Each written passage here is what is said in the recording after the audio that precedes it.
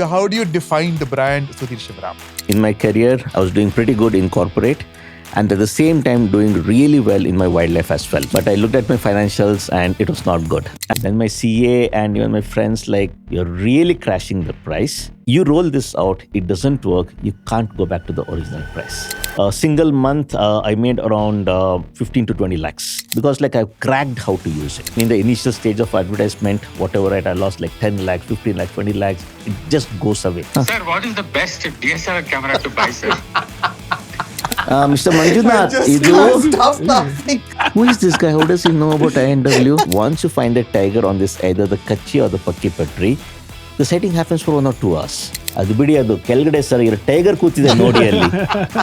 When I looked at that image was, this is a Nat Geo cover shot thingy. And my image won that prestigious award of the Yellow Border Award.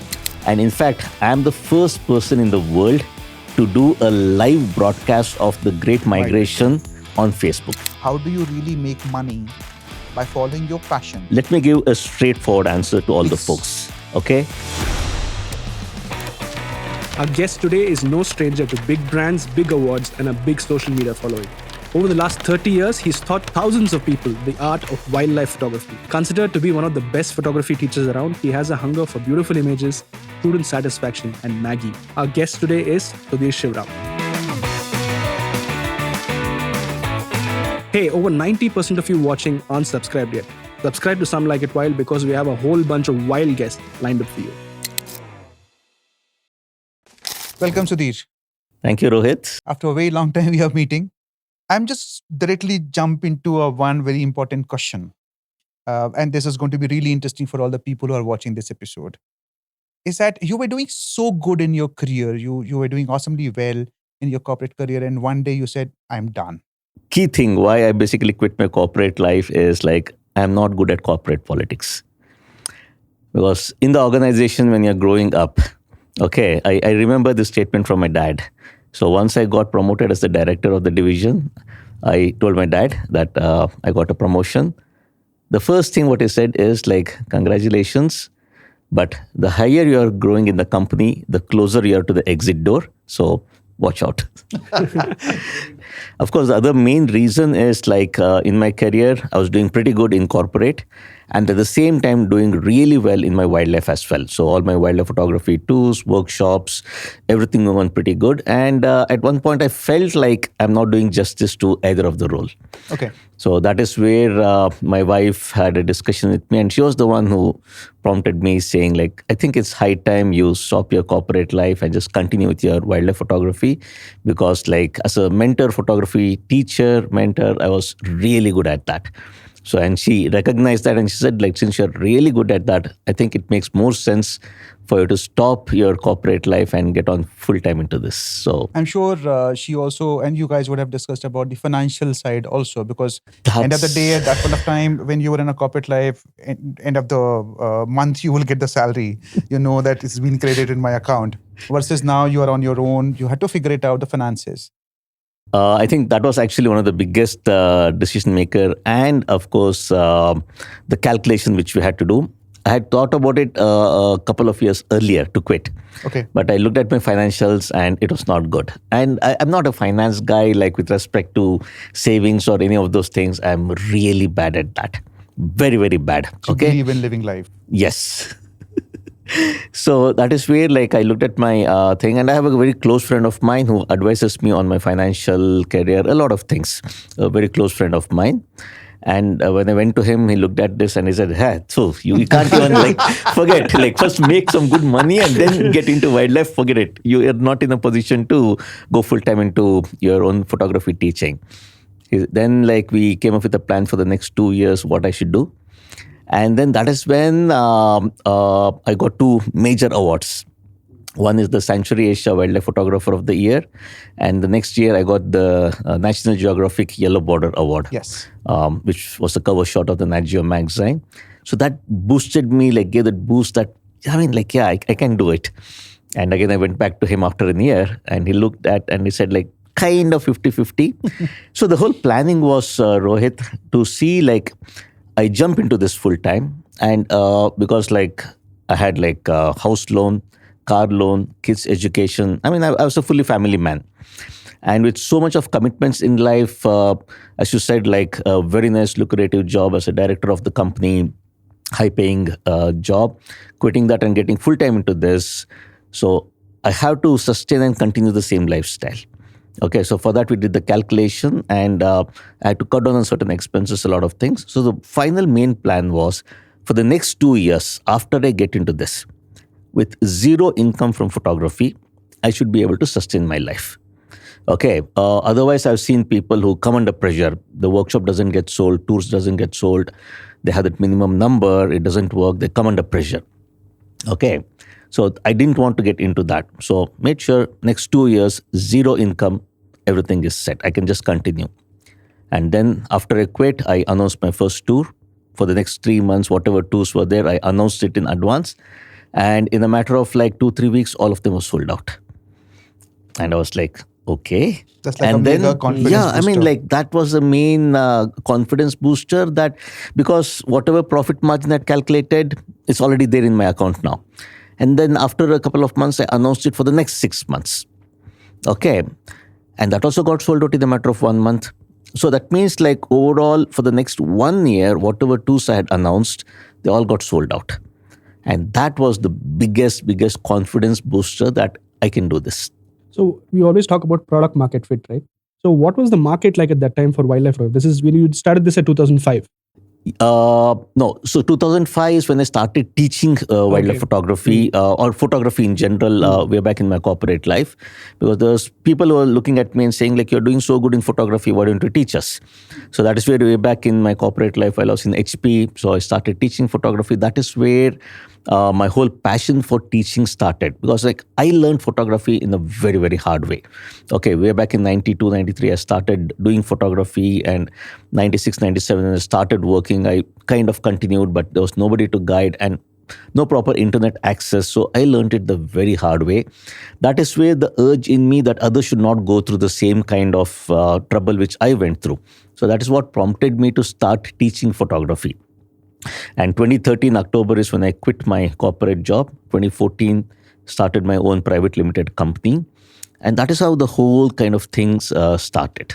So if you look at way back in that period of time, I would say late 90s, early 2000s, the market, I believe, was just opening it up. So a lot of people were getting into the wildlife photography for passion, for hobby, as a stress buster. That started happening because that's the same time when IT boom also happened. So you are Access under to cameras. stress. No, not the access to the camera. See, the people needed an outlay. When you are working so hard, you need an outlay. And wildlife photography actually became like an outlay. And that's the reason we have more number of wildlife photographers in Bangalore compared to any other city in So in I India. can easily say Bangalore is the center of universe for wildlife photographers in India. Yeah. Not because like a lot of Bangaloreans are into it. It's just if you look at the culture and the way Bangalore is positioned, right, with a lot of IT crowd, business people, everything. So people from all over India are in Bangalore, and they have access to gear, and most importantly, like all our forests, like around Mysore, like Kabini, Bandipur, BR Hills, Madhumalai. Easily accessible. So easily accessible. So that is where, and the major thing is the stress buster thing. So that is where we have a lot of wildlife photographers here. How did you decide that you want to do a wildlife photography, not fashion, not product, not street, not models? When I started off way back in the college days, You started in college days. Yeah. I So thought you was- started when you got into the corporate world. Nah, so like I studied in Hassan, Malnad College of Engineering. So we decided let's also have a club, and we started a photography club, even though we did not even know the spelling of photography. We just wanted to have something. And at some point, like my brother gifted me a Yashika. Was it your brother or it was a sister? No, the very first one was my elder brother. He was working in Singapore. Okay, so he gifted me a Yashica camera. It's a manual SLR with a 28 to 200 zoom, manual focus. Okay, and now I'm the only guy in the whole college with a big camera.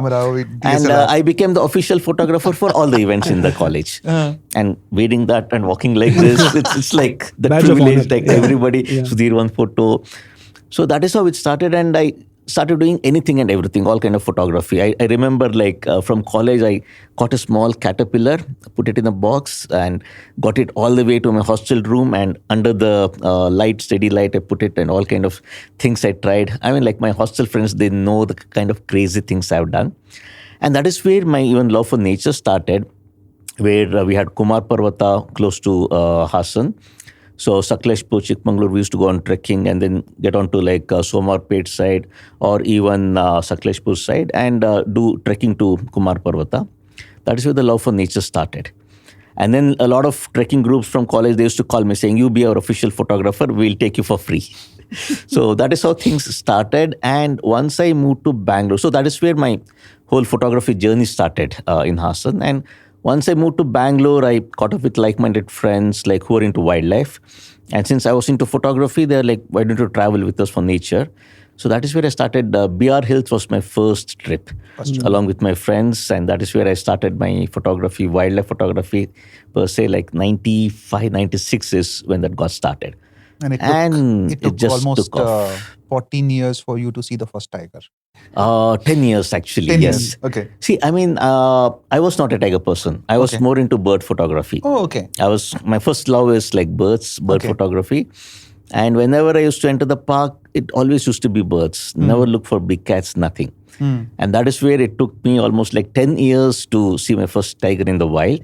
And I still remember some of my very close friends, Giri, Harsha, even Kalyan for that matter, they all used to make fun of me, saying like, Sudhir, in the forest, there's another animal similar to a leopard.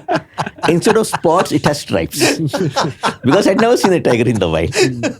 Okay, even though I'd seen leopard. So that is where it took me 10 years to see my first tiger in the wild.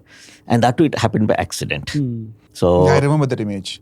oh yeah, I mean, Yeah, that, I think it's more like an iconic image. it's an iconic image, Yeah, it and is. that image is going to come up at a very, very prominent place in Bangalore very soon. Oh, nice. So that's the kind of journey like been through.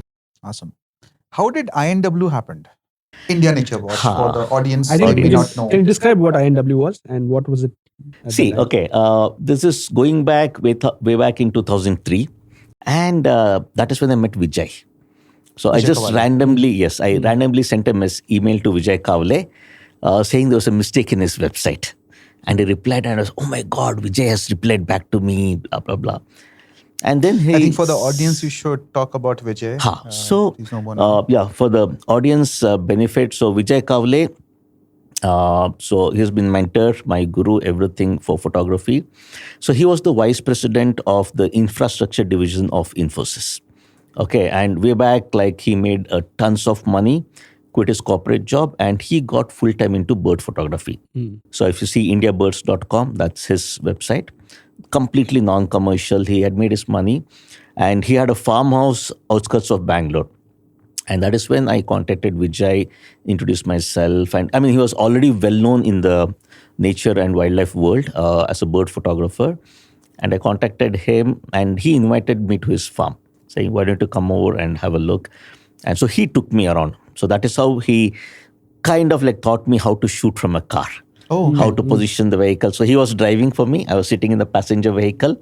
So any bird on any perch used to go, stop, and he said like, this is how you shoot. So that is how he taught me. That is where I got started with bird photography. And so that is where I met Vijay. And after a couple of, I think 2003, that time itself when I met him. So he was basically having this Yahoo group, Okay. India Bird Pics. Okay. He was a bird photographer. So we started with India Bird Pics. And we were supposed to post only bird photographs. Okay. And a lot of us, we didn't have that kind of an access for bird photography. So people used to shoot wildlife in general. And I remember like VMR, Vijay Mohan Raj, IFS officer, so a very close friend of ours. He was the first one. He posted a barking deer or a spotted deer image. He said, Vijay, to hell with you.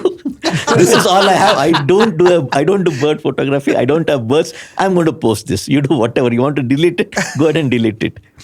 That is when Vijay also, we had a discussion and Vijay said, it's okay. Instead of India Bird Pics, let's change the name to India Nature Pics. So Yahoo Groups.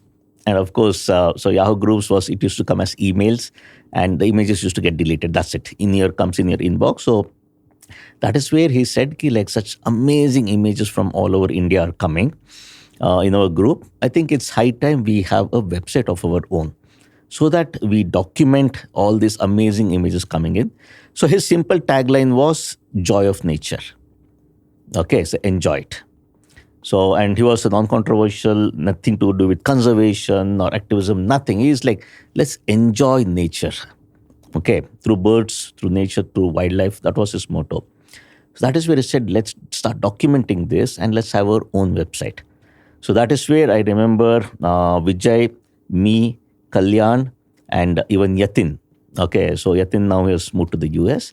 So we four came together, and that is where Vijay showed us the logo of INW, India Nature Watch, with all our images, everything put together, the banner. And then Kalyan, who was kind of a IT freak, amazing with his technology, both Kalyan and Yatin, so who used to work for Yahoo that time. And so we got together and we decided to launch INW. So in fact, it was October first week, Wildlife Week, 2005, when we launched INW, with the sole purpose that like, let's bring all the nature lovers together on a single platform where they share images from India. So people from all over the world can join, but The images has should to be wildlife of India. I have very fond memories of Yeah, posting yeah. on INW. And I think the best part of the website was you had that forums Yes. where you could Actually, put in questions and get your answers So from even people. for you to post it, Hmm. first you have to become a member, Member, for yeah. which you Yeah. have to send a communication. Yes. They will approve it, Correct. then only you can start. Correct. I was the person who was Sudhir, taking care of I will take a everything. pause here because there's a call coming on my phone and there is somebody who is a big fan of yours. And he has a question for you. Hello, who is this? Hello, Sudhir Shivaram, sir. Yes. Sir, I'm your biggest fan, sir. I've got this opportunity to talk to you, sir. Thank you, but sorry, who is this? Sir, my name is Manjunath, sir. I'm from Bangalore. I'm a big fan of your work, sir. I always wanted to meet you, sir. Hi, Manjunath. Yes, please tell me. Sir, I'm one day question, sir. Manjunath, I'm in the middle of a podcast recording. But yeah, please make it fast. Go ahead. One day question, sir. Sir, what is the best DSLR camera to buy, sir? Okay. But suddenly, I mean, like, see, Manjunath, it all depends on your budget. I mean, I keep telling the best camera is the one what you can afford, anta. So, depending on your budget, what is your budget? Sir, ಅಷ್ಟು ದುಡ್ಡಿಲ್ಲ sir ನಮ್ಮ ಹತ್ರ. Okay. How much money you have? How much you can put on the camera? Sir ನಾನು bank EMI phone ಮಾಡ್ತಾ ಇರ್ತಾರೆ sir, ಅದು EMI ತಗೊಂಡು camera ತಗೊಳ್ತೀನಿ ಸರ್. EMI camera. ಓಕೆ. ಅಲ್ಲ, ಅಟ್ಲೀಸ್ಟ್ ಒಂದು ನಂಬರ್ ಹೇಳಿ ಎಷ್ಟು ಅಂತ.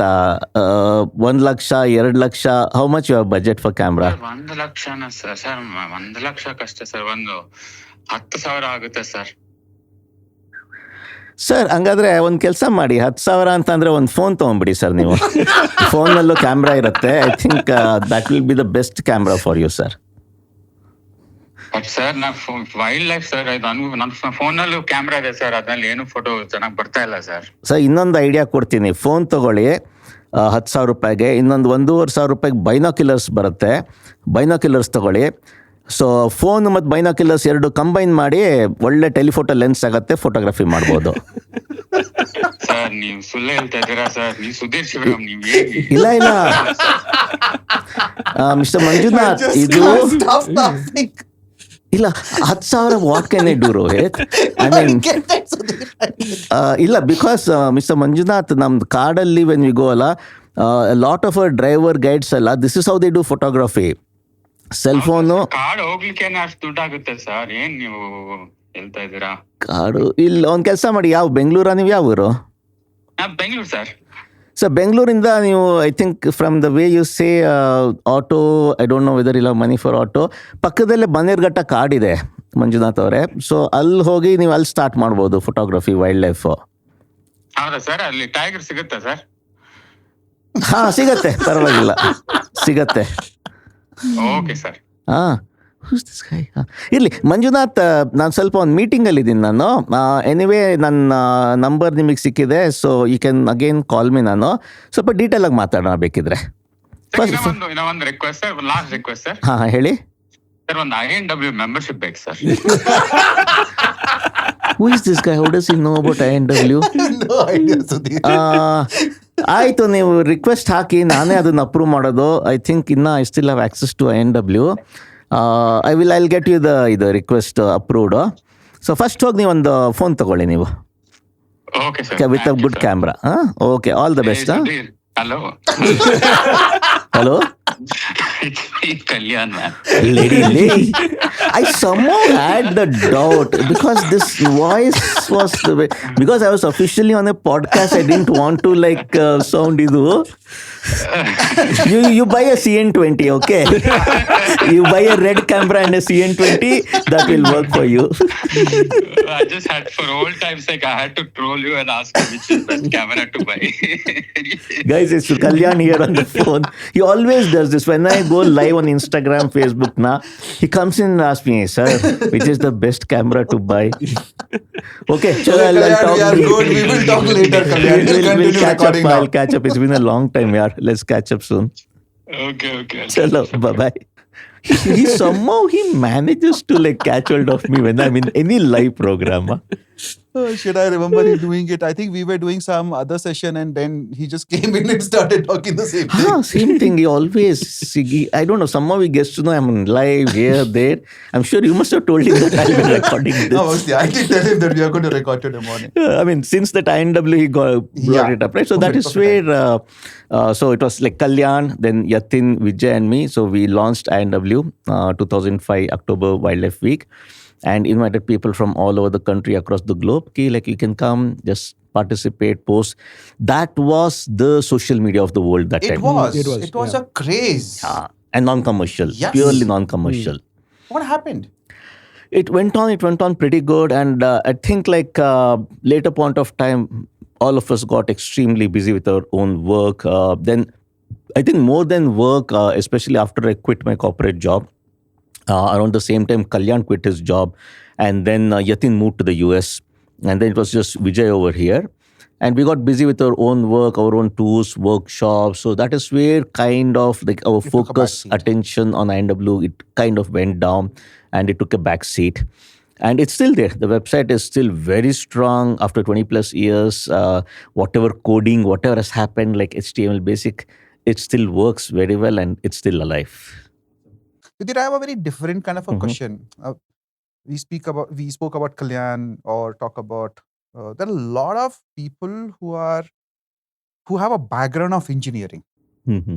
Okay, do you think it really helps technically in wildlife photography? Yeah, see, I mean, to be very honest, the kind of success I had in my career as a wildlife photographer and a photography mentor, two main things. One is the technical background. I'm an engineer, electronics and communications engineer. So that technical knowledge I was able to understand and grasp very fast because of that background. And the second is because of my corporate background. So in the corporate, understanding about clients' requirements, the kind of things what we experience, go through, that helped me in my business. So if you need to have a successful business, just being a smart or an amazing wildlife photographer, it will not help you. So it has to be a good combination of the technical know-how, the technical knowledge, everything about photography, and the business aspects. So that is where my engineering background, corporate background helped me. Okay, so let me just twist the question. My question is more to talk about having a solid technical knowledge about the cameras, about the gear, lenses and everything. And then there is a creative side of the individual. Correct. Because as a photographer, you are composing an image and that image is actually telling a story. First, this is more of a discussion because I believe that one has to have a creative mindset too. Yes. If you want to make some worthwhile images. Yes. So the combination of having a technical know-how and the creative mindset will help you and able to make good images. Absolutely. The third part which you said, that exposure to the corporate background. For the business aspect. For the business, because without money, nothing happens. This is a reality. And that's a big question what we have right now is that how do you really make money by following your passion for the wildlife photography? Right.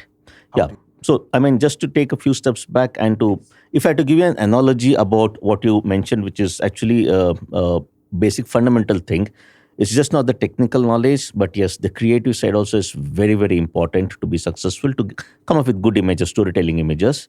A simple analogy is house construction. Hmm. If you're building a house, Hmm. the basic foundation has to be strong Hmm. if the house has to stand for a long time. Okay, so once you build the whole framework, the whole basement or structures, the pillars, everything is done, the main framework is done. Next comes the interior designing. That is the art of photography. Okay, so depending on like how you basically set up the things inside your house, so that is where the creativity comes in. So if you see, it has to be a combination of both. So you need to have strong fundamentals of photography. That is where the technical know-how comes into picture, and then the creative aspects, which is the interior designing of the house to make it look more beautiful, That's a nice way the of wow putting it, yeah. factor. So these two combinations, once they come together, that is when it will look really good. So that is what matters. Going back to the commercial side of it, that how do you earn money by doing a wildlife photography?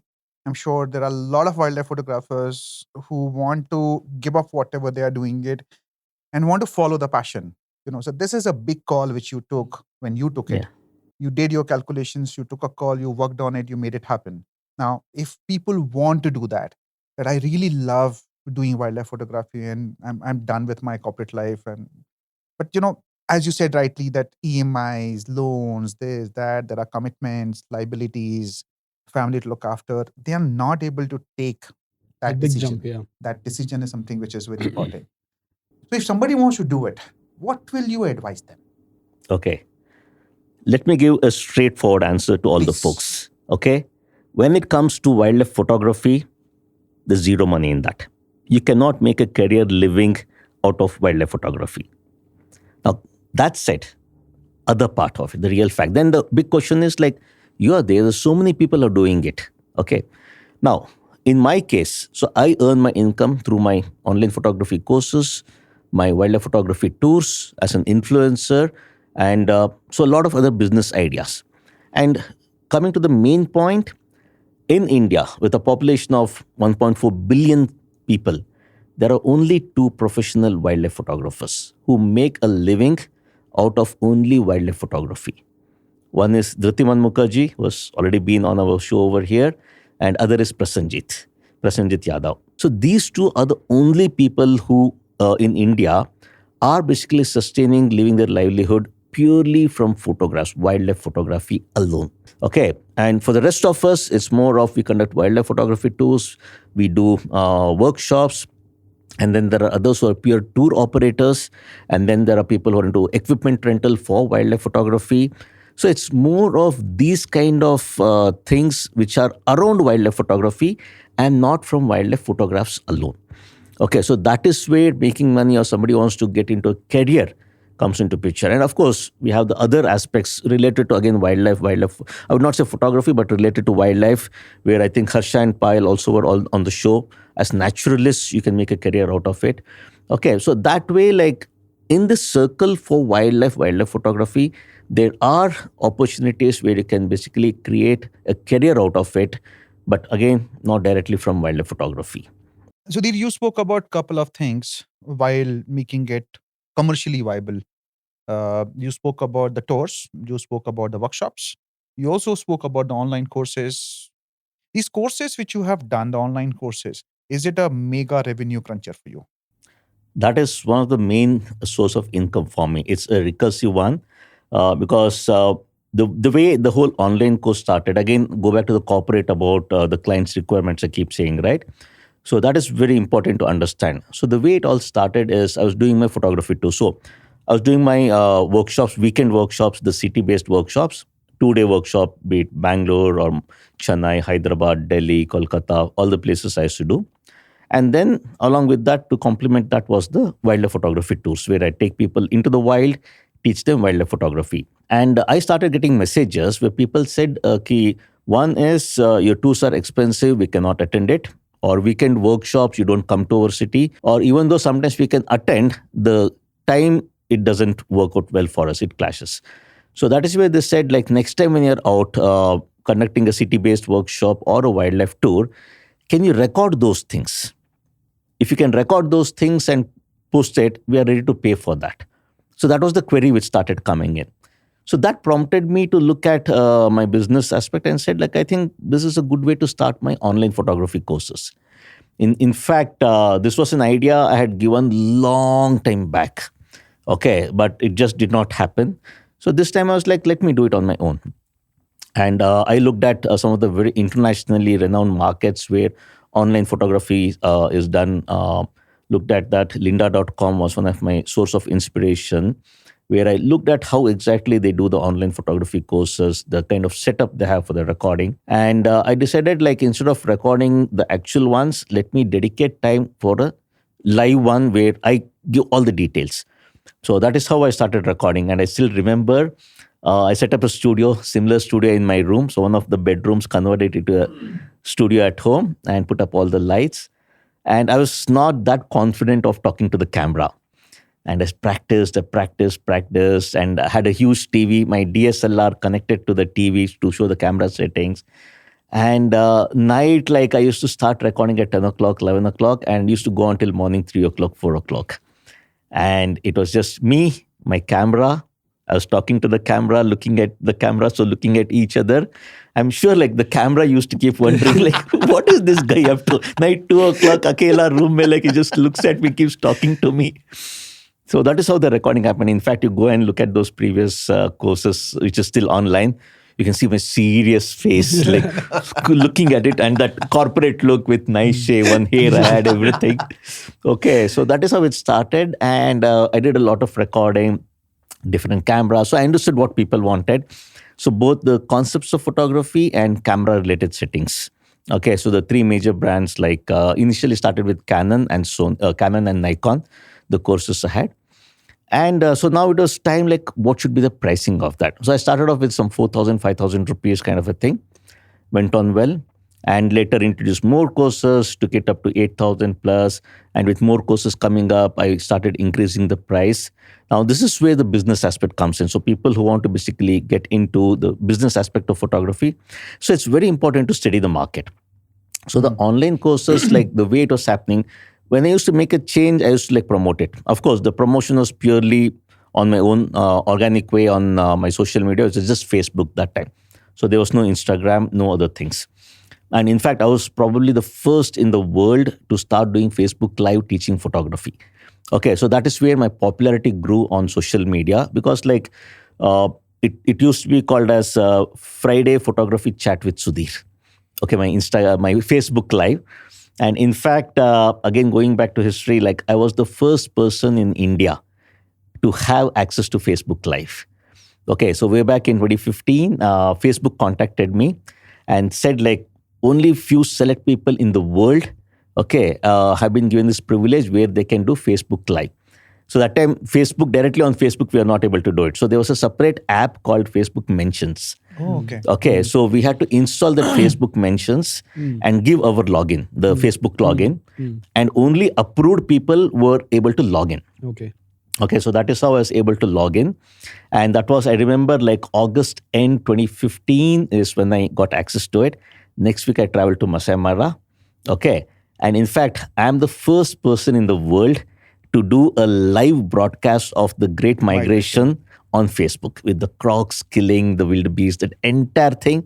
I was the first person in the world to do it. So that is how I basically started using Facebook Live for education purpose.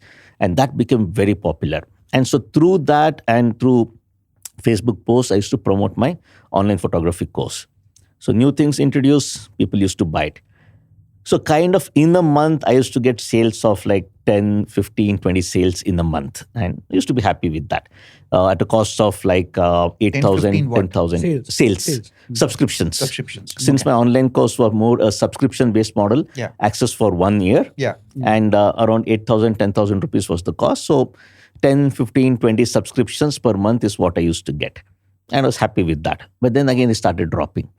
So that is where I had to make changes to the costing and the way it happened. And then at one point, like I remember, I made it as 13,500, or I introduced a lot of courses, wildlife, everything. I mean, full-fledged, good amount of courses was there. Initially, I used to sell it individual 2,000, 3,000 rupees per course. And then once I had a lot more courses, when I looked at the combined value of all of them, it was in range of like 40,000 plus. That is where I started introducing the concept of package, like Canon bundle, Nikon bundle, Oh, okay. all in one course. So different kind of bundles depending on what you want to buy. And so as and when you introduce new concept, like people liked it, they were buying it. So it used to peak, again dip. So this is how it happened. And at one point of time later, I basically got in touch with agencies to help me with respect to Facebook marketing. And by the time Instagram also came into picture. Great So work. yeah. So the Facebook, like the agencies who are into like Facebook ads, those marketing, initially it worked. The way it happens, you start something new, it works, and again it dips. So then that agency worked with me for a few years. It worked well, but then again it dipped, did not come back, and I started losing money. So whatever money I used to put in my Facebook marketing, I used to keep losing that money. And then at one point, like that is where I kind of looked at the things. I used to showcase it as like it's basically 40,000 rupees worth, but I'm selling it for 20,000 or for 13,500 kind of a thing. It was doing well. And then in between, at one point, I started my own app as well. Oh, okay. Okay. So that is where, in fact, a third-party company, they contacted me, Class Plus. Okay. And I'm really thankful for that company who basically, like, I had the idea about app for my online course, and whatever idea I had, the kind of things what I wanted, they had it. It was basically a white labeled app. So I was able to launch the app, and that made huge amount of money. In fact, I remember when I launched my app and really advertised about it with the app. Now it's available, everything. A single month, I made around 15 to 20 lakhs Wow. in a single month. Okay, I remember that. So that went on very well for a couple of months, and then came up with the strategies of running webinars and then trying to sell pitch for it. So all this worked. Again, as usual, it dipped. So at one point of time, that is when I looked at my numbers, it was not doing well. Irrespective of the Facebook ads, everything, nothing was working. And by that time, I'd introduced that access will be for 3 years. Okay, but that also didn't work. That is when I ran a survey.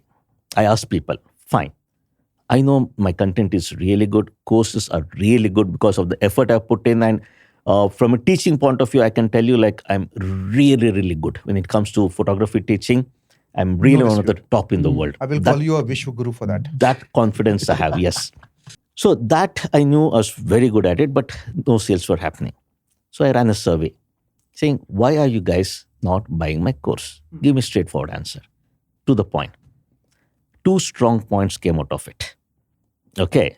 One is, your courses are very expensive. We are hobby photographers. We don't want to pay 13,000, 20,000 for a course.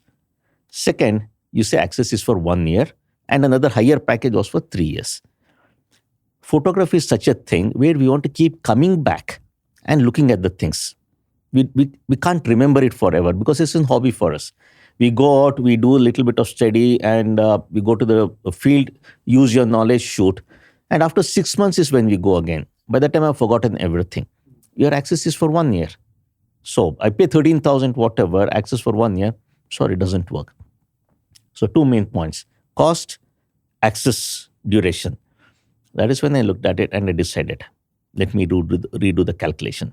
I talked to my CA, I talked to a few friends, saying whatever this 13,000, 20,000 course, what I'm selling, 1 year access, 3 year access, I want to crash it down and I want to bring it down to 2,500 rupees.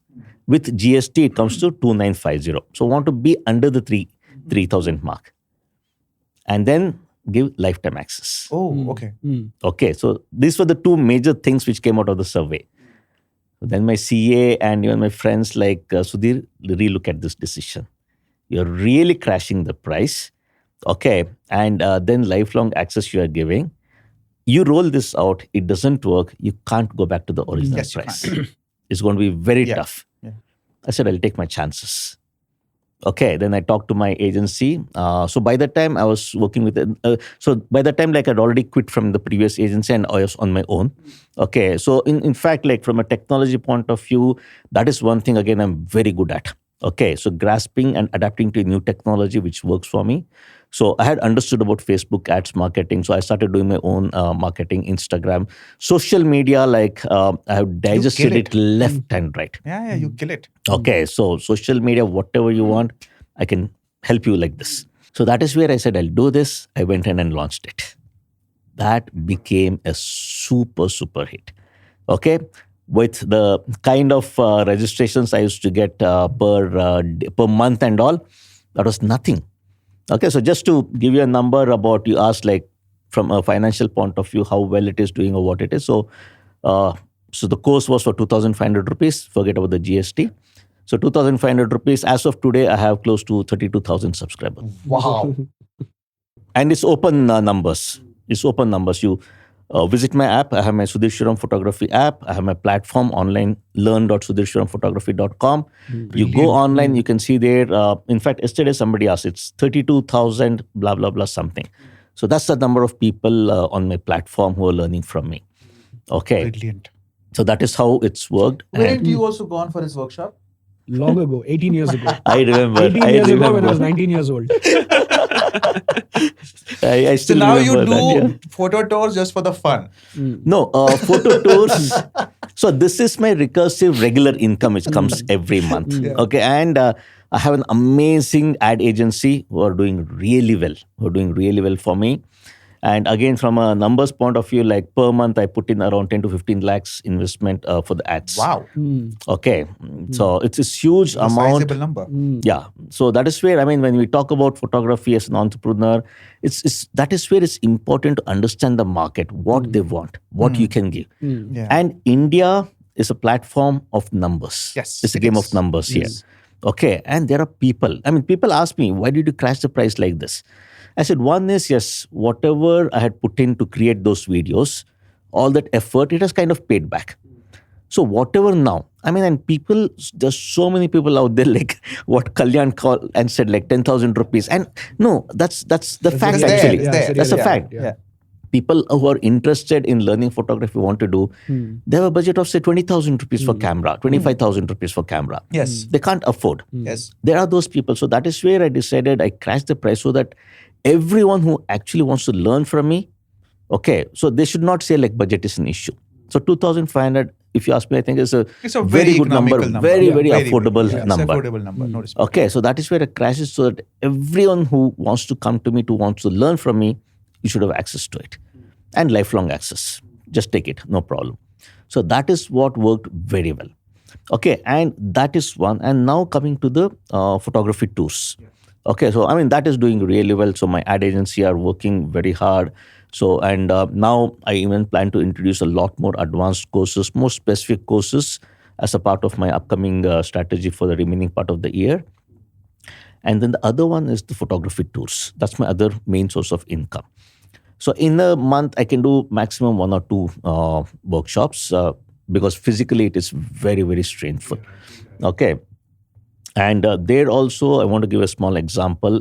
When it comes to photography teaching, as you said, like guru of teaching. Vishwaguru. Vishwaguru. In fact, that word Vishwaguru, what you said, it actually holds good. It Okay. does. The reason being, so recently, like last month, I actually made a lot of changes to my wildlife photography tools based on feedback. So the new format, what I do is to make sure I help people achieve their goals. I mean, at the end of the day, like if you're a wildlife photographer, for you, a big source of achievement would be to get featured on some well-known platforms or win a photography competition. So my workshops now are more focused On the with those in mind. outcomes, Outcome. yeah. Very So you nice. should have a specific goal as a part of my workshop. So as a part of my workshop, now what I do is it's more of assignment based. So I come up with the assignment based on the location. So Panna, based on the habitat of Panna, kind of assignments what you want. I create that. Ranthambore is different. Bharatpur is different. Okay. So it's more of like you have a goal in mind when you're driving on the safari. It's just not tiger. Okay. So in the process of searching for the tigers, I explain to them everything about what each assignment is, 20 plus assignment, and they have to complete those assignment as a part of the workshop. Okay. And you go shoot in the safari. I teach them wildlife photography, all the concepts, help them make these assignments, come back, visit and review the images.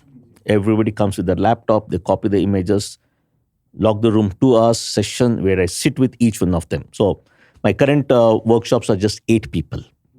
I sit with them, review the images, no, I thrash it out. Of course, before they come for the workshop, I ask them to submit their portfolio of images. I review them, so I know where they stand, and then I want to help them improve that. Okay.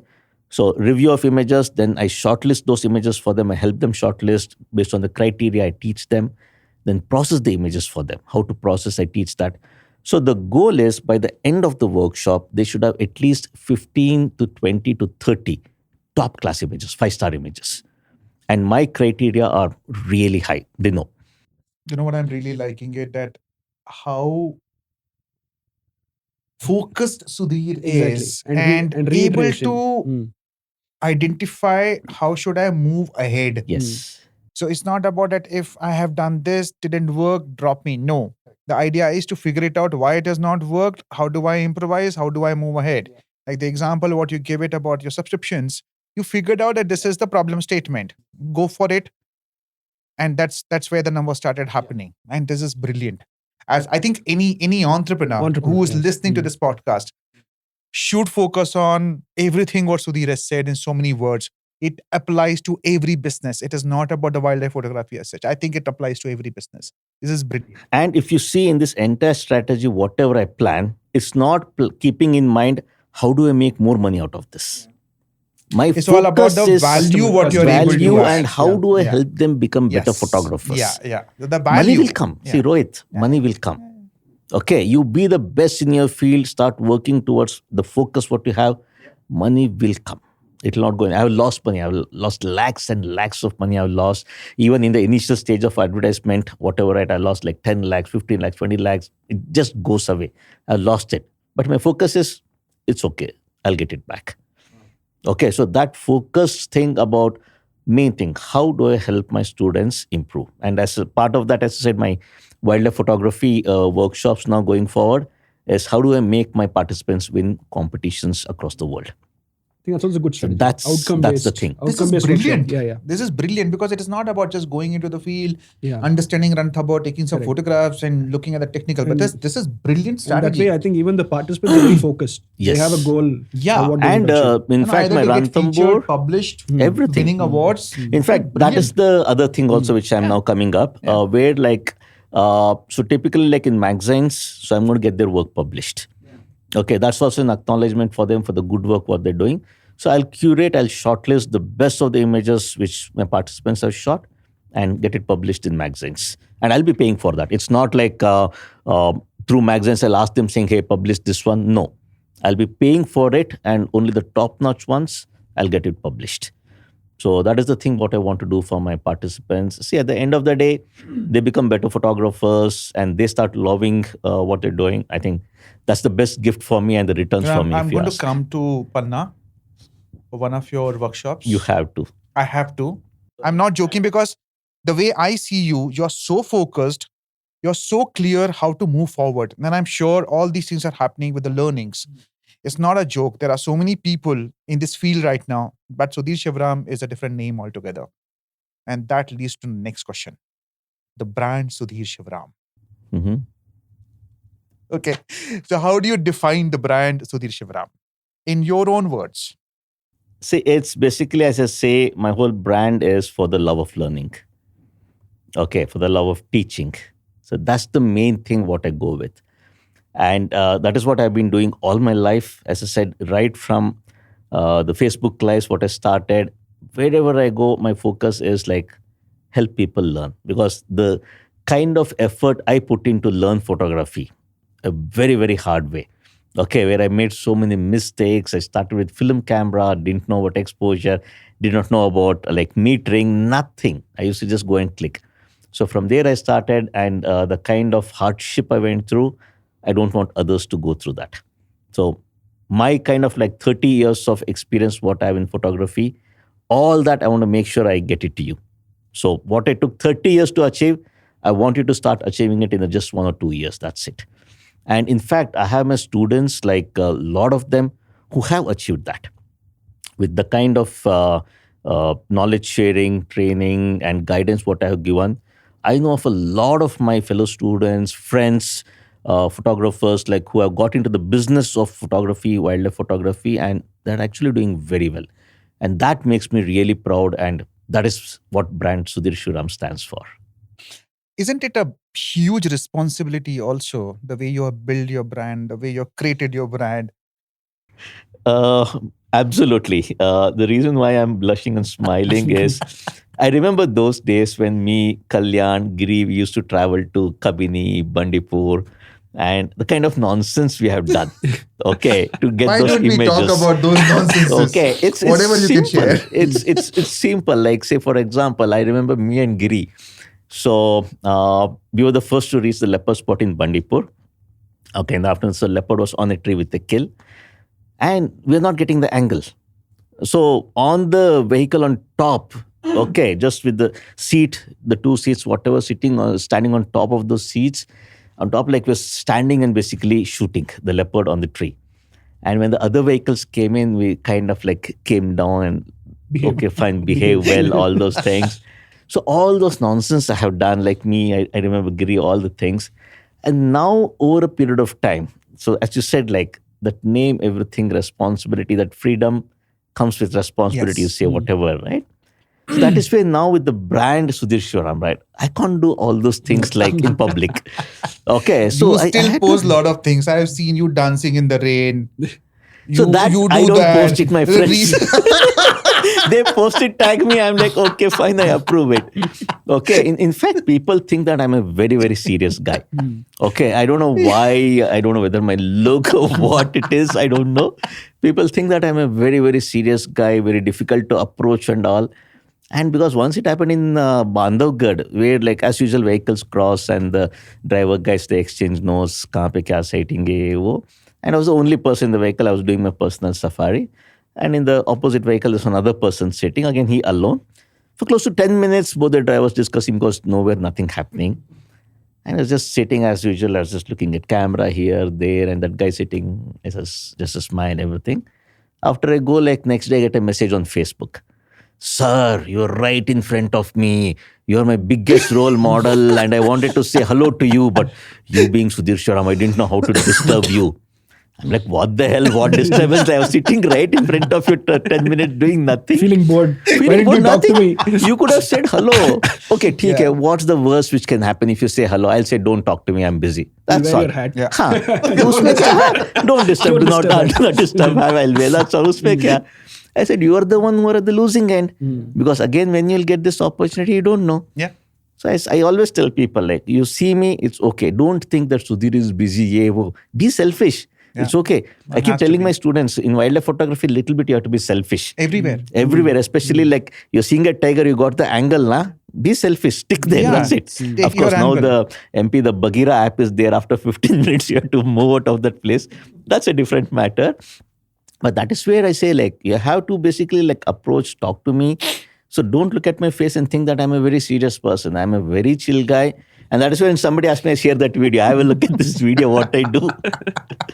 So I do a lot of other nonsense like You that. should see the recent Everything. video of Sudhir holding the camera And dancing. not dancing actually. He's just Yeah. trying to get the right angle. Yeah. Oh yeah. So there's a So lot if of you that. see that video without when it is Ah, in acha, mute, acha, the latest the latest one. one in the mute, you should see it. It's so fun. And the music I put. Yeah. So So first time when I saw it, because my phone is always in silent mode, and it showed up and kar kya raha hai? okay, I mean, actually, like that original video, I have to post it still. So it's very simple. So what I was teaching, we were just back from a boat safari. Okay. We got amazing tiger shots. Okay.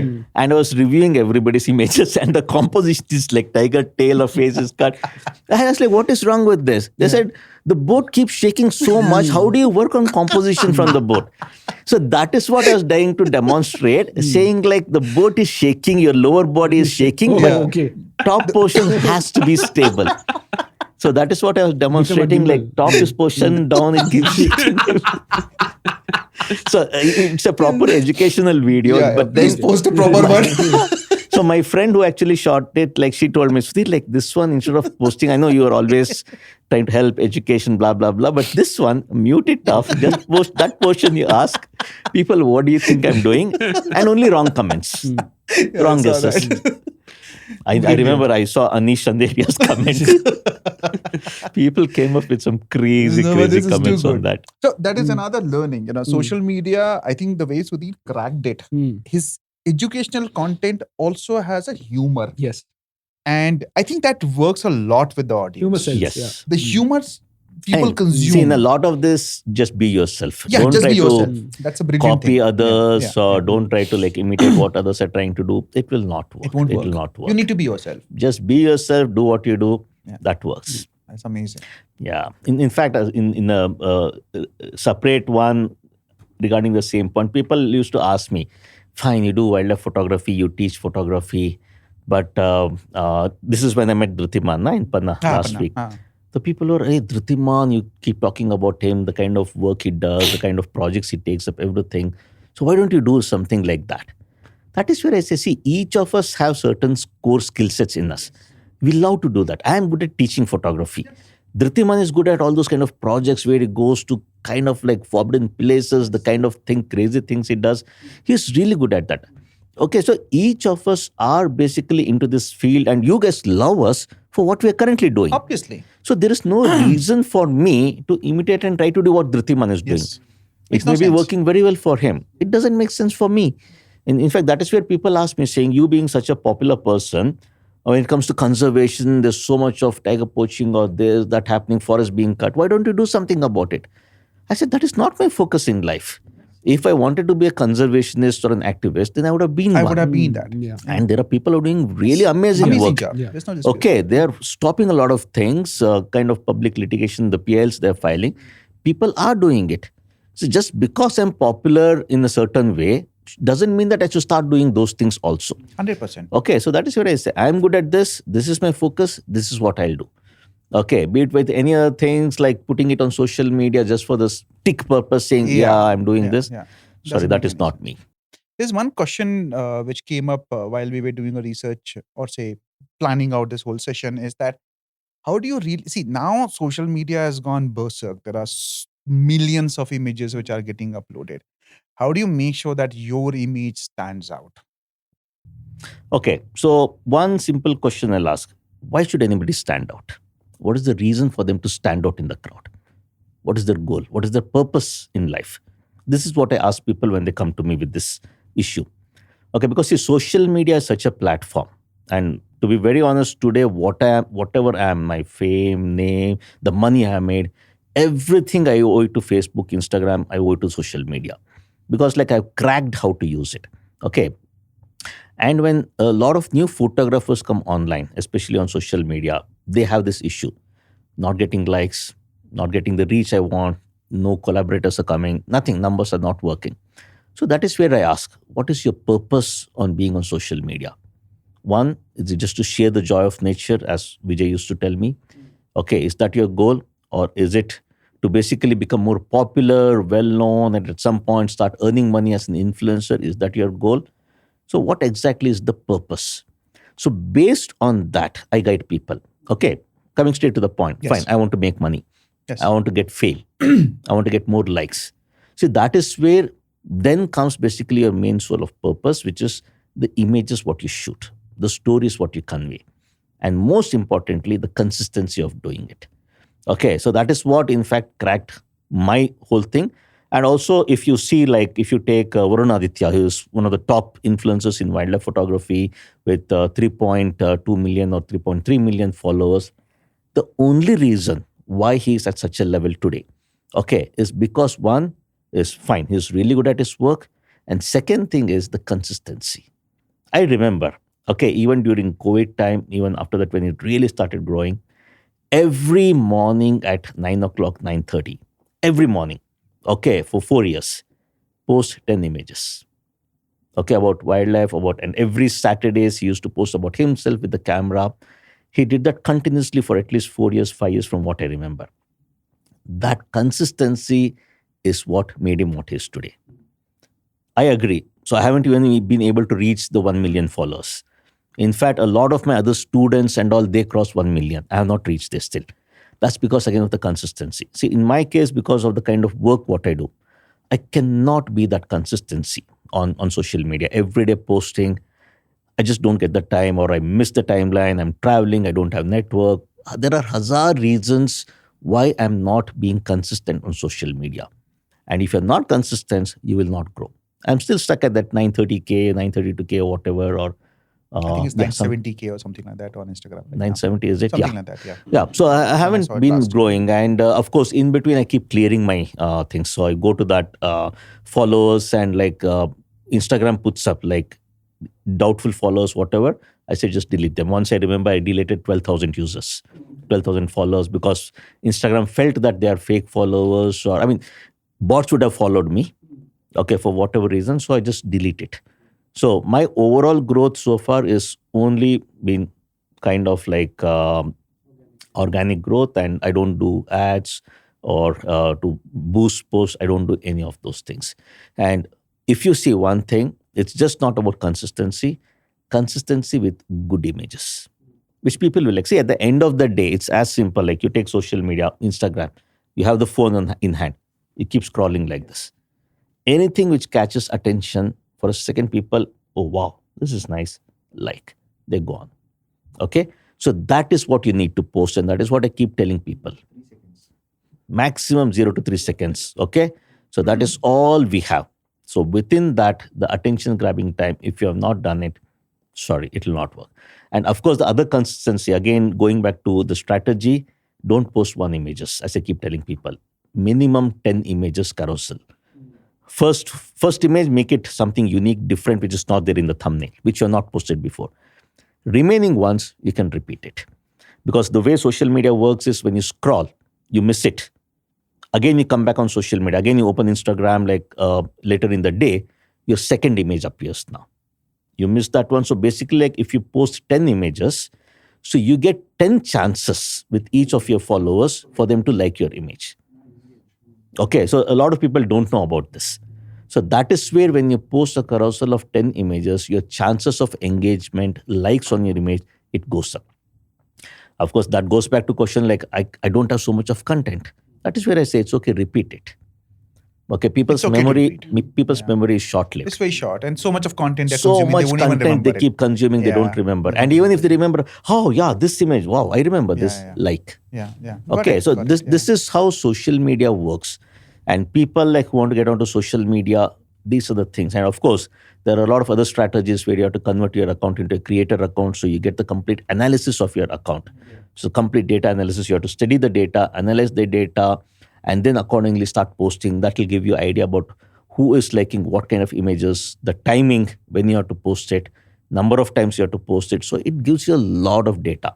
Okay, see, that is where for me, like the main thing, be it teaching photography, doing any work, whatever I do it from my heart with full attention and dedication to that.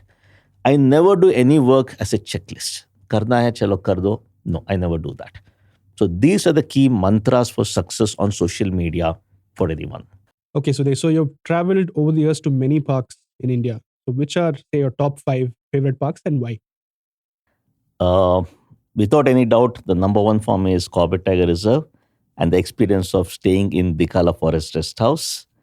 Followed by, in no specific order, Kana Tiger Reserve, then Kaziranga, then Panna, and of course, my recent favorite, Pilibhit Tiger Reserve. So what's so unique about each of these things?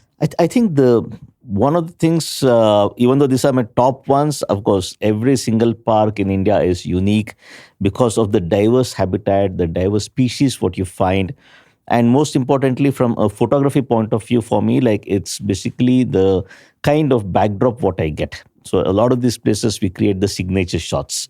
Okay, so where like those images, you look at that, anybody can tell you where this has been shot. So those signature shots we get at those places, and to be honest, at all these places, I don't go in search of tigers or leopards, anything. It's basically I enjoy the habitat, the diverse species, and that is what makes these parks so special for me. So this Pilibhit you said, and you have recently started exploring that place. What is so unique about that place, and why you started liking that place so much?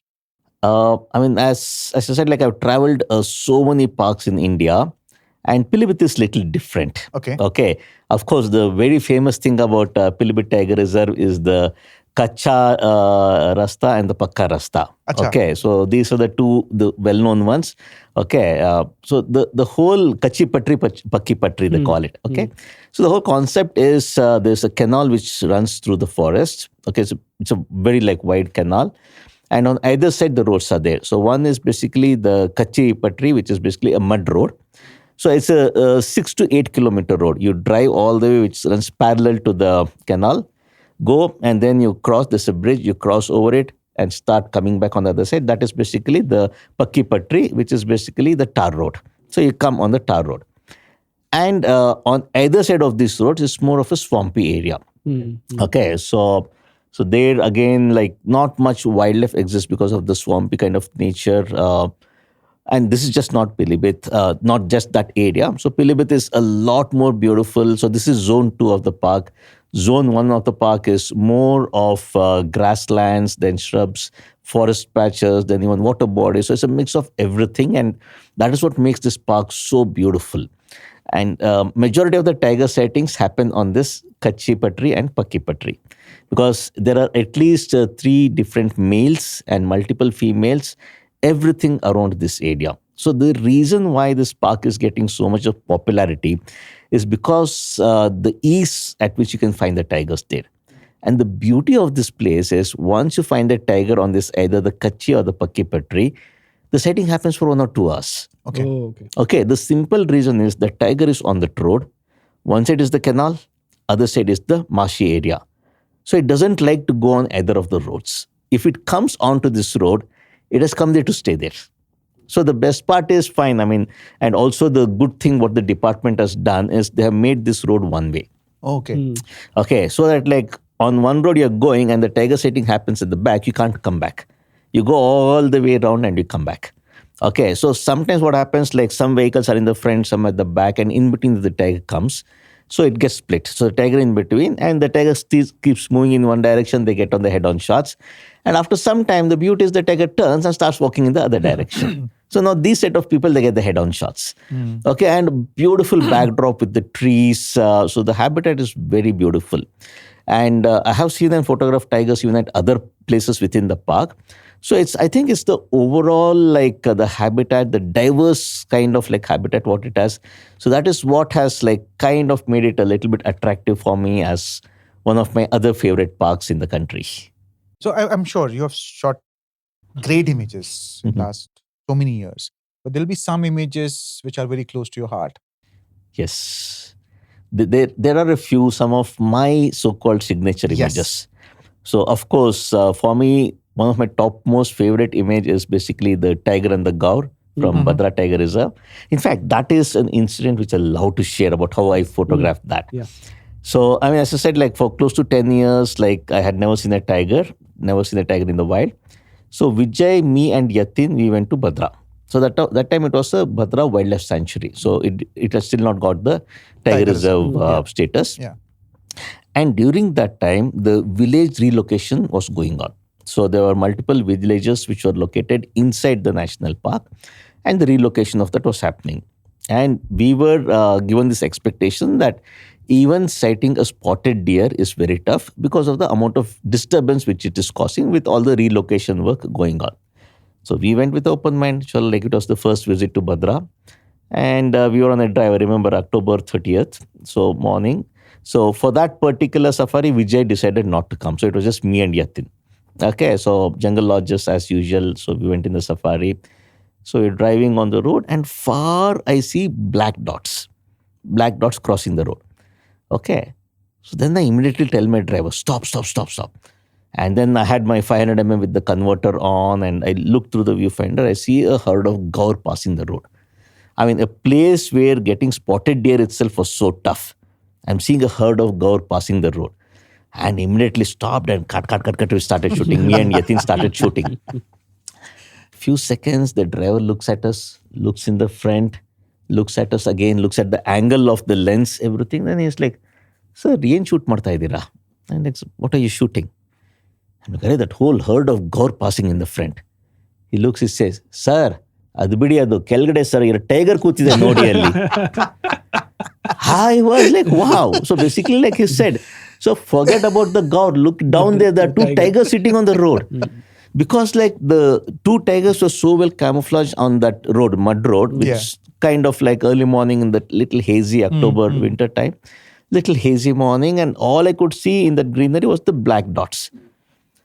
And I was, oh my God. And I mean, like, I still, like, I get goosebumps when I talk about it. Then immediately change, and these two tiger siblings are sitting over there, just looking at the gaur. And that was a signature shot of mine. And in fact, as I said, that image is going to come up at a very prominent place in Bangalore now. So that is one of my favorite, all-time favorite.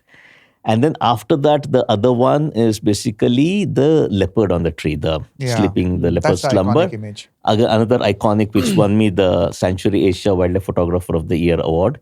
So that was shot at Kabini. And that also, I think that is where even when we talk about wildlife photography, like understanding the animals, the behavior, it's very important if you want to be a better wildlife photographer. So this I remember. So at that, the previous evening till that day, so Jay Kumar sir was there. So along with Dinesh Kumble and a few other guests. So they were there for last 2 days and they were staying in Sunkat Kate guest house. So that time Sunkat Kate were allowed to stay. Yes. And also it did not have power facility. So all their batteries, everything had drained. So that evening they decided to drive back to Bangalore. And that evening safari when we went, we saw this leopard on a tree with a kill. So immediately we messaged them. Sir Jaykumar, sir, like a leopard on a tree with a kill. So those guys, they reached Bangalore night 10 o'clock. They got the message, put things for charging. Morning 4 o'clock, they got up and came back. I mean, see, this is how crazy we wildlife photographers are. When we know that opportunity, especially in Kabini, leopard on a tree with kill, they know it's going to sit there forever. It's going to stay for some time. Yeah. So, and then next day morning, we go in search of it and we find it on the tree over there. Morning 7:30, they come in, they stay over there, they come and they park close to the vehicle, we keep shooting and it's just sleeping all the time. So I was there with family actually. Okay, so we continued shooting and I think 9:30 or 10 was the deadline where you had to exit the park. And he was basically like, I think he was at additional PCCF for high ranking, Jay Kumar sir. And again, that time not so commercialized everything. And so since like he was a forest official with the department, so they continued to stay there to shoot. And our vehicle, we had to leave. Then I requested Jay Kumar sir, we'll also stay back if you don't mind. He said, no problem, Sudhir, you stay back in the vehicle. So I sent my family. There were other vehicle jungleologists, so we sent them back. So me, then Amit, we all stayed back. Okay, so he conveyed it to the manager and department, saying one vehicle, they're staying back for some more time, extended time. And till 11:30 we were there. And from jungleologists, we started getting the call. Wife is like, where are you? This is a family trip. Kids are here. They're asking for you. So then I said, okay, fine, we have to go. We went. And then afternoon 2:30 water after lunch, we came back. They were still there. Leopard still on the tree. Just they're sleeping. Again, we continued to shoot till evening 6:30. Then it little bit came up. It got up, everything. Then again, time to leave. In fact, that is one thing I say. So that particular day, morning 6:30 till evening 6:30, a full 12 hours, the leopard was sleeping on the tree, giving all kind of poses. And that one image, that early morning 8:30, with the kind of lighting and again, kind of mist which was there at early morning, that won me the Wildlife Photographer of the Year from Sanctuary Asia. That is one image. And the third image, again, an amazing image, is basically from Bharatpur. The two pelicans with the two darters in the backdrop. That morning 6:30, like I went all the way towards the temple area. That's one of my regular places to shoot. So I was just sitting there shooting. I had the long lens, 800mm lens. And morning when things fell into place, I shot that image. I played back on my camera and I looked at that. The first thing which came to my mind when I looked at that image was, this is a Nat Geo cover shot thingy. Which went to become a it actually became. Okay, and that is again a funny incident how it became. So I said, like, this is a Nat Geo cover shot image. I mean, this is wow. I mean, as photographers, when we see, we come to know, like, you feel it. Yeah. Then continue to shoot. And at a later point of time, of course, Ashima, like, she was part of the editorial team of Nat Geo. And I used to contribute a lot of my images to Nat Geo. Okay, and one fine day, I got an email from a sub-editor saying, like, Sudhir, we want your in writing that this image has been shot at Bharatpur. because they were running an article about the Ramsar sites and Bharatpur being one of them. So they had covered Bharatpur in that article in the Nat Geo magazine. And I'm like, I mean, I never get this kind of a mail. Like every time you guys, the trust factor is there that Yes. if I say this has been shot in Bharatpur, it has been shot in Bharatpur, no doubt about it. So, but in writing, they wanted that this image has been shot at Bharatpur by me. I said, no problem. I replied back saying yes. But then I was like, what is the reason? You guys have never asked me about this kind of a thing in writing, any issues with it. Then she called and said, like, oh, are you not aware of it? I said, aware of what? She was like, this image is so good. We are choosing it to be the cover shot of a magazine for the article. That was like wow moment for me. And then later on, so within National Geographic, what they do is they have 14 countries, and every country they have their National Geographic country edition. So ours is National Geographic Traveler India. So that way, like all 14 countries have and 12 editions. So 12 editions in a year, cover shot. So within Nat Geo, they have this competition where each of the countries they submit all those 12 cover shots. Wow. Worldwide. Wow. And at Nat Geo Washington, so they take all the cover shots across the world and they judge the best cover shot. And my image won that prestigious award of the Yellow Border Award for Nat Geo India. And first time they won that award because of my cover shot. Wow. So that again is one of my all-time favorite images. So for me, like these are are the top 3 images of mine. Amazing. Of course, after that, I've created so many images, everything, but No, that these leopard 3 image, is I still one. remember. I love the feel of that image. Yes. I remember the image which you're talking about from Bharatpur. I remember it very clearly. Obviously, the Bhadra image, I think the Yeah. world has seen it. Within most of the time, I see you only using prime lenses. Mhm. Most of the time. Either 800, 600, 400, 200, whatever. Or sometimes 600 and 800 Eh, together. yeah, both. together. Acha, that double-decker technique, all those. Yeah.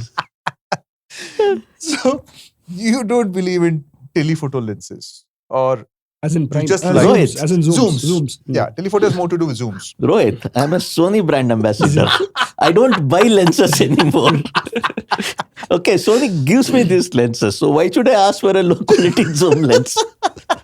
Just for the fun part. Huh? That's right. So, but yeah, see, main thing we all know, like when you talk about quality images, the kind of quality what the prime lenses give, it's difficult to get that with a zoom lens.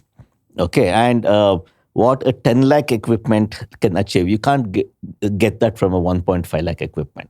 Okay, and for me, more than affordability, you see, because of all the hard work, the background, 30 years of experience, and the kind of like educational thing what I've done in the field of wildlife photography, right?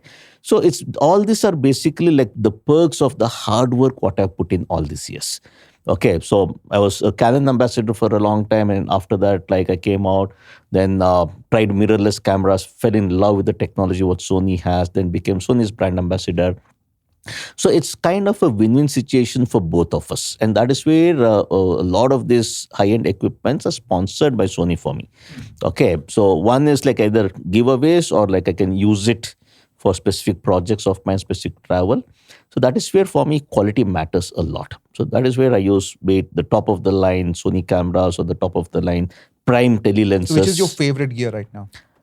So currently, like I love the 302.8 lens. So the Sony's, the new 302.8, because that is one lens which was missing. I had the 7200, I had the 400mm, then I had the 600mm.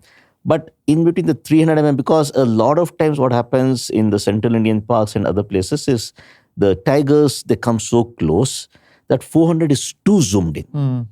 Okay, and 7200 is too wide. Okay, so that is where the in-between for me was missing, where we get a nice bouquet and at the same time a nice wider perspective. That thing was missing, and that is where I love the 300 f2.8 lens. So that is my standard lens. Along with that, I have the 7200 lens, which is for the habitat shots. And depending on the park location I go, I either carry the 400mm or the 600mm. And of course, the latest one, the 150 f2, that is one which I have to try. It has just recently been launched. So that I plan to take it to Masai Mara next week. And because that's f2 lens and 50 to 150 all the way. So that's going to be a sweet lens.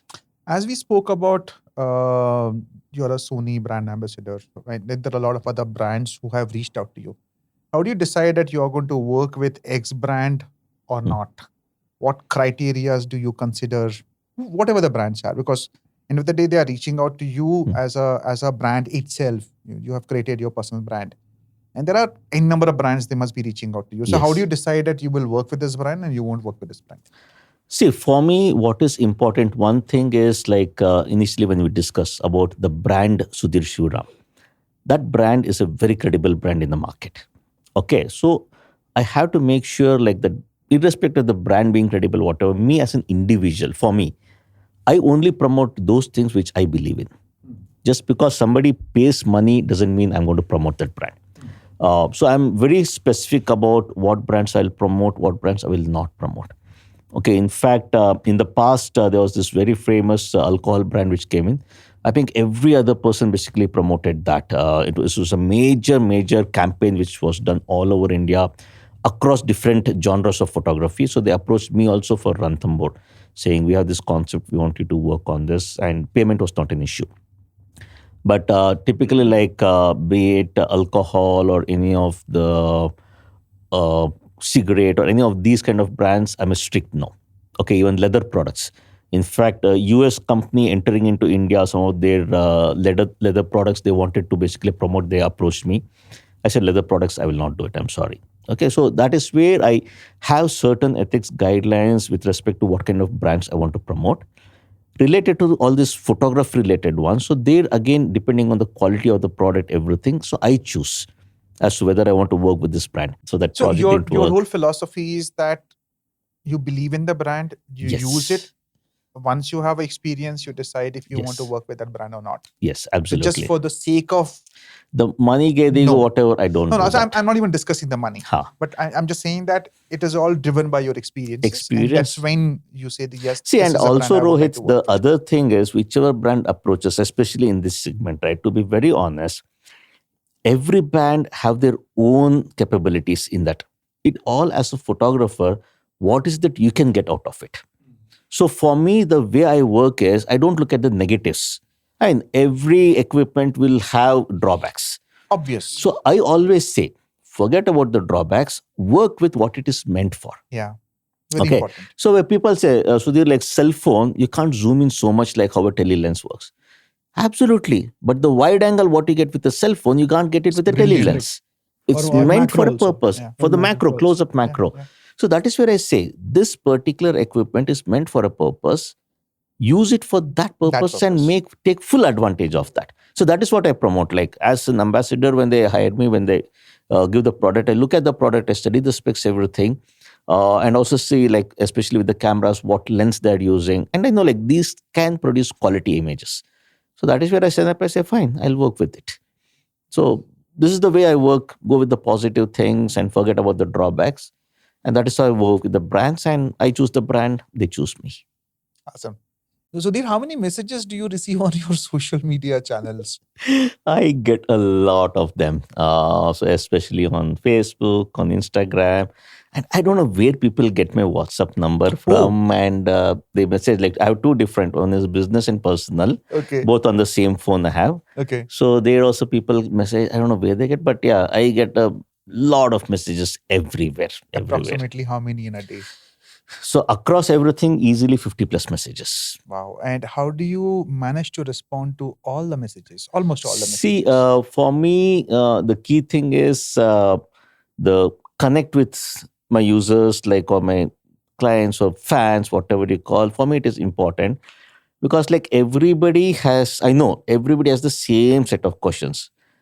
One is, sir, what is the best camera to buy? Like what Kalyan called me. Okay, that is the number one question. Sir, I have this budget. They want the best camera in the lowest budget. In the lowest budget. Standard. Okay. That is one thing. Second is, how do I work with you? I want to work with you. I want to travel with you. Blah, blah. I want to be your assistant. I'll carry your camera. Please take me. That is one thing. And third is, yes, interested in learning photography, attending my tour. So these are all the regular ones which I get. Okay. So that is where, since I know the kind of queries which come, so everything, like, I keep responding. Like, I mean, my phone is my office. And that is one thing, like whatever messages comes, right, I always make sure I respond to every single message. See, sometimes like general queries, hi bro, it comes. I get those messages a lot. Hi bro, what's up? Where are you from? I look at that and I ignore those messages. See, from the tone and thing, like Yeah. they don't even know who you are. Yeah. And hi bro, where are you from? The Generalization. message. Yeah. I don't respond to those things. And sometimes a single line hi comes. Huh. I'm like, I don't know जो what to पूछना respond है to that. पूछ लो, like हाँ, just हाँ. ask of the question, don't say hi and wait for me to get back. Then they say, no sir, like typically what happens, first time when you say hi and we want to type a message, if it's a new account, unknown account, it doesn't allow us to send a second message unless I accept it for conversation. So Instagram, that limitation is there. So any fresh account you try to, especially popular account, something like that, algorithm, it will not allow you to type a long message. Okay, so only one message or max two messages you can send. And third, the send option is not there. You have to accept it. So I really love the way you could figure out how to follow your passion, make it a profession. You put your heart, soul into it. And with our previous discussion, I think you gave a lot of inputs to people that if they really, really want to follow their passion, their hobby, how they can do it. I think the most important thing which came out is about the commitment. You can't just do it for 6 months and say, oh, this is not working, let me go back to the corporate world. You have to have an entrepreneurial mindset. Yeah, you need to have that mindset. Without that, it is not going to happen. Mm. And you need to be committed. You need to dedicate yourself. Then only you can make a successful. And there will be failures. Never give up. It's bound Never to happen. give up. There is no. It can't have. It has to. No, there's have no ups and magic downs. formula. There is no magic formula in any of those things. See, main thing which I would like to tell people who are watching this, right? Any of these offbeat things, if you want to do, very, very important. You need to be dedicated, focused on achieving those things. Failures will happen. Never give up on that. And most importantly, whatever you do it from your heart. Use your brains to do it, but always do it from your heart. That is where the passion towards that comes into picture. And don't keep thinking about money, money, money. You achieve all these things, money will come. And also, most important again, be the best in what you're doing. And that is going to help you achieve your goal for success. These are the key things. Thank you, Sudhir. Thank you, It Sudhir. was such a lovely, lovely Yeah. chat with you. I'm very sure that people who are going to watch this, the audience who are going to watch this, will love this discussion. I think Thank you. youngsters also will learn so much out of it. Yep. And of course, if any of them wants to get in touch with me, talk to me or whatever. Which number shall I give? So in the comments, so just put it in the comments down here. And of course, you do Google search me, like there are millions of ways to connect with me. It's very easy to get in touch with me. And as I said, like I'm not a very serious person. I'm an easy, chill to go person. So anytime you want to say hi to me, you find me in the field anywhere. Don't think Sudhir is busy. Come and say hi to me. I'd love to connect with you folks and talk to you in the field as well. Thank Thank you. you, Rohit. Thank you. Thank you so Thank you much. Thank you.